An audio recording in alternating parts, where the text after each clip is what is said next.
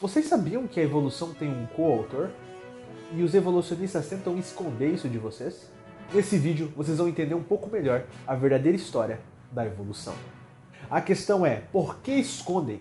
Qual é o intuito de esconder alguém que foi tão importante para que a teoria da evolução fosse concretizada? E ainda mais curioso do que isso é saber quem é essa pessoa que os evolucionistas tanto tentam esconder. Para responder essa pergunta, eu convidei o nosso grande amigo da TDI, Michelson Borges. E é ele que vai responder essa questão hoje pra gente. Mas antes que ele responda essa questão, deixa seu like e se inscreve no canal.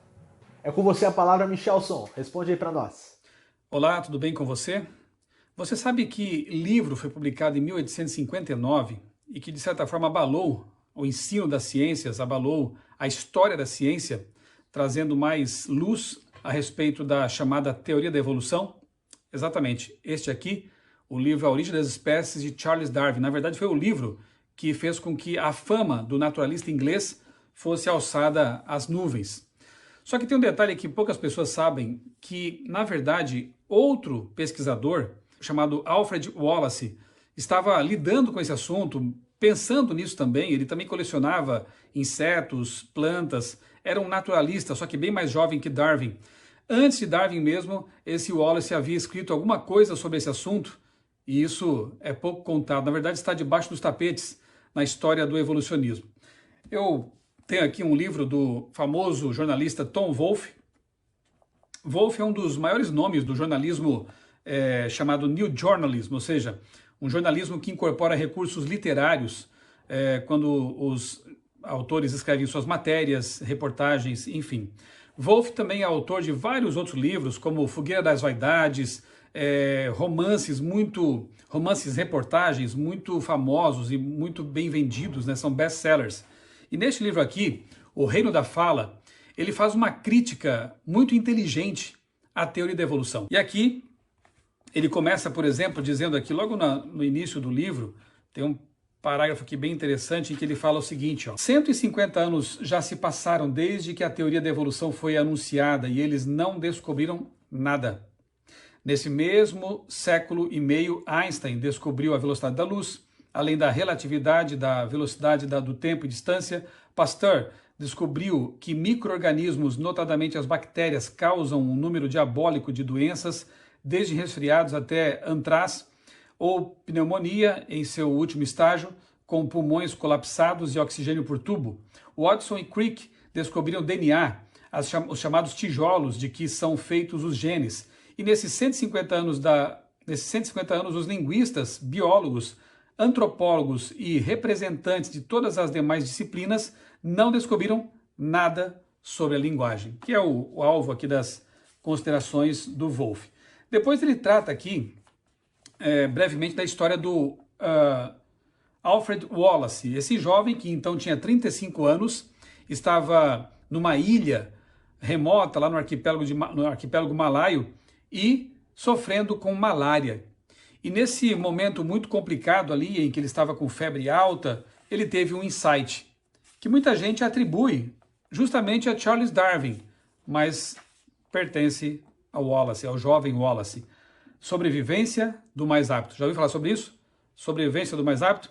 Geralmente vem à nossa mente Darwin como o autor desse tipo de ideia, mas na verdade foi esse jovem aqui, pesquisador, Alfred Russel Wallace.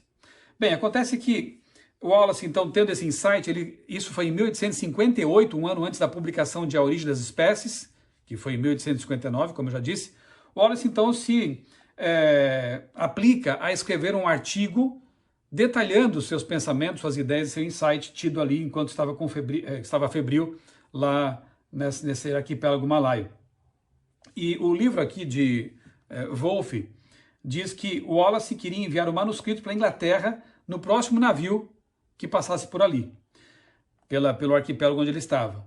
Mas não para qualquer das publicações científicas populares, como a Annals and Magazine of Natural History, ou então The Literary Gazette, ou Journal of Arts, Belles Letters, Sciences, etc. Ele já havia publicado 43 artigos durante seus 8 anos de trabalho na Amazônia e ali na Malásia. Não, para este aqui, ele queria montar um grande palco, que fosse alguma coisa estrondosa, né? Então Wallace, ele, enquanto pensava para quem enviar o artigo, para que publicação, ele teve uma ideia. Eu vou enviar para o maior naturalista britânico de então, que era o Sir Charles Lyell, o grande geólogo. Lyell, caso visse mérito na estonteante teoria de Russell, tinha o poder de apresentá-lo ao mundo de uma forma heróica. Só que o problema, diz aqui o Wolff, era que o Wallace não conhecia Lyell. E naquela ilhota primitiva onde conseguiria o endereço dele, então ele teve uma ideia. Ele já tinha se correspondido algumas vezes com um tal de Charles Darwin, trocado ideias com esse naturalista inglês. E então ele pensou, eu vou enviar a carta, meu artigo, primeiramente para Darwin e pedir que ele então encaminhe para Charles Lyell. Ele sabia então já que Erasmus Darwin, né? Ele conhecia então o avô de Darwin, Erasmus Darwin, já havia se correspondido, como eu disse, com Darwin, com Charles Darwin desde 1856. Darwin, inclusive, mencionara em uma carta que Lyell elogiara um dos artigos recentes de Wallace, provavelmente o Sobre a Lei que regula a introdução de novas espécies, também conhecido como o artigo da Lei Sarawak, de 1855. Então, no começo de março de 1858, o manuscrito e uma carta de Wallace já estavam no oceano a mais de 10 mil quilômetros da Inglaterra, endereçados a Charles Darwin. A carta era extremamente polida, quase encolhida de medo, diz aqui o Wolff. Wallace pedia a Darwin que fizesse o favor de ler seu manuscrito e que o encaminhasse a Lyell caso o achasse merecedor.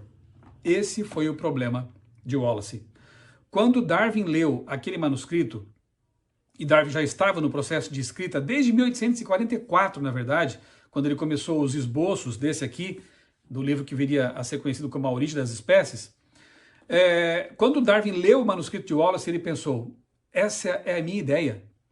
E, claro, pensou que se o manuscrito de Wallace fosse publicado antes do livro dele, ele então seria o segundo a pensar, elaborar a teoria da evolução.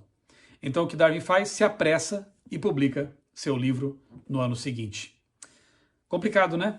Eu publiquei aqui em meu blog criacionismo.com.br, alguns anos atrás, um artigo, Darwin plagiou a teoria da evolução, e no final desse artigo, que foi originalmente publicado no portal Terra, é dito assim: há provas circunstanciais de que Darwin sabia ter prejudicado Wallace e que se sentia culpado por isso.